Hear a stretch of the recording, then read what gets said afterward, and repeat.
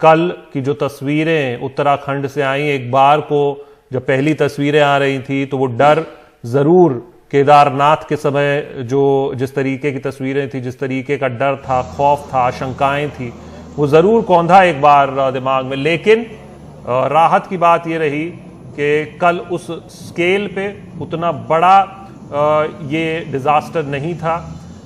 हुआ ये कि ग्लेशियर एक पिघला, टूटा और वो नीचे गिरा, बांध की दीवार पर गिरा, बांध की दीवार टूटी और जो पानी उसके बाद बहा उसमें हजारों टन मलबा लेता हुआ वो नीचे की ओर गया, जिसमें आसपास के जो भी इलाके थे वो उसमें तबाह हो गए। तो ऋषिगंगा पावर प्रोजेक्ट भी उसमें तबाह हो गया। तो ऋषिगंगा पावर प्रोजेक्ट जोशीमठ के करीब है। 14 लोगों के शव निकाले जा चुके हैं। 175 लोगों के हताहत होने की खबर है। कुछ लोगों को एक सुरंग से बचाया गया। फिलहाल राहत और बचाव के काम में जुटी आईटीबीपी, एनडीआरएफ और एसडीआरएफ की टीमें हैं। ऋषिगंगा नदी के साथ, जैसा शशांक आप बता रहे थे, कि हजारों टन का मलबा आसपास के इलाके में फैल गया है और इस मलबे की चपेट में कई मजदूर जो वहां काम कर रहे थे वो आ गए। तपोवन पावर प्रोजेक्ट में फंसे 30 मजदूरों को निकालने के लिए सेना के इंजीनियरिंग विंग के 40 जवानों की टीम जुटी है। पानी का स्तर कम होने के बाद रात करीब 2 बजे रेस्क्यू ऑपरेशन शुरू हुआ। श्रीगंगा और तपोवन पावर प्रोजेक्ट बह जाने से 700 करोड़ का नुकसान हुआ।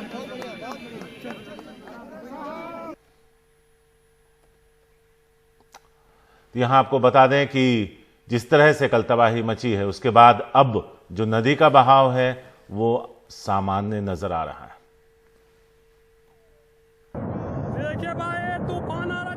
उत्तराखंड के चमोली जिले में रविवार सुबह करीब 10 बजे अचानक ऋषिगंगा नदी का ये विकराल रूप दिखाई दिया।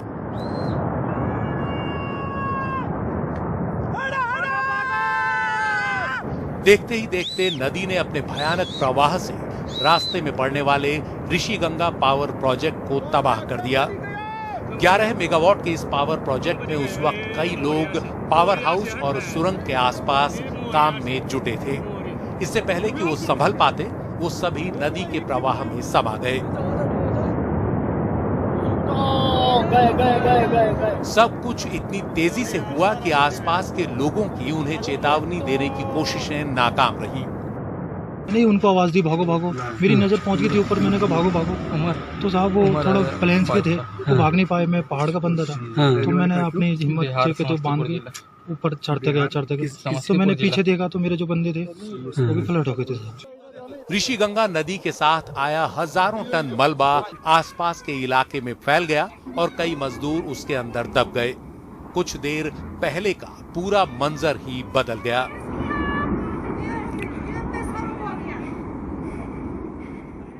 यहाँ का भी प्रोजेक्ट हुआ करता था, ये सब बह गया। ये पुल था सामने, ये पुल बह गया है। ये रैणी को और पार उसे जोड़ता हुआ पुल था, ये बह गया है। इस सीमा की ओर जाती हुई सड़क है, जो नीति मलारी रोड और ये बीच में पुल। तो अब ये नीति जो सड़क है वो भी पूरी जोशीमठ से और पूरे क्षेत्र से कट गया। हाँ, यहाँ सामने तो घर थे लोगों के, सामने पूरी बस्ती थी। ऋषिगंगा नदी का ये विकराल रूप यहाँ से आगे बढ़ा तो कुछ किलोमीटर आगे धौलीगंगा के पानी के साथ मिलकर उसकी ताकत बढ़ी और उसने तपोवन पावर प्रोजेक्ट को अपनी चपेट में ले लिया।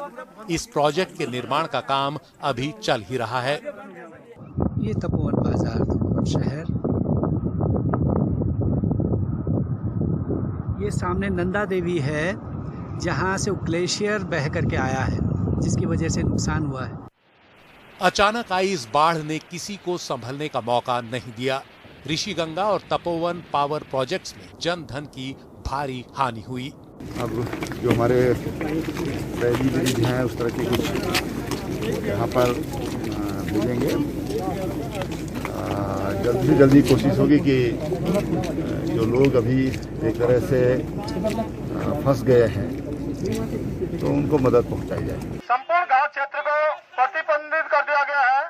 हादसे के तुरंत बाद निचले इलाकों को खाली करा लिया गया, लेकिन नदी ने निचले इलाकों में कई जगह घरों और खेतों को काफी नुकसान पहुंचा दिया। प्रधानमंत्री नरेंद्र मोदी ने तुरंत घटना की जानकारी ली और राहत और बचाव का काम तेज करने के निर्देश दिए।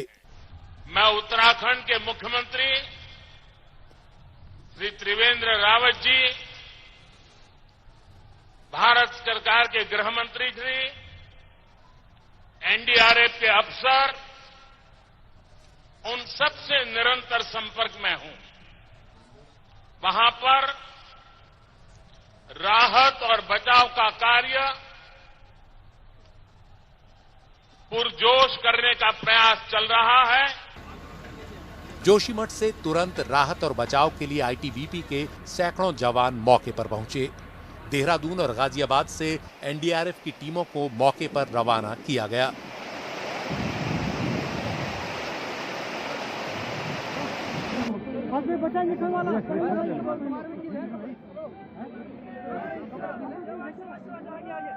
ऋषिगंगा पावर प्रोजेक्ट से अतुल सती के साथ दिनेश मानसेरा और सुशील बहुगुणा की रिपोर्ट, एनडीटीवी इंडिया।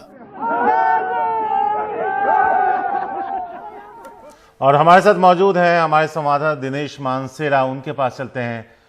दिनेश, सवाल यह है, कई पहलू हैं इसके। पहला कि रेस्क्यू ऑपरेशन कैसा चल रहा है, दूसरा नदी का जो बहाव है क्या वो आगे चलकर अब सामान्य हो गया है, क्या ये मान लेना चाहिए कि अब खतरे की कोई बात नहीं है, जो कुछ कल हुआ उसको रिस्टोर करने की जरूरत है? जी शारिक, बिल्कुल आपने सही कहा।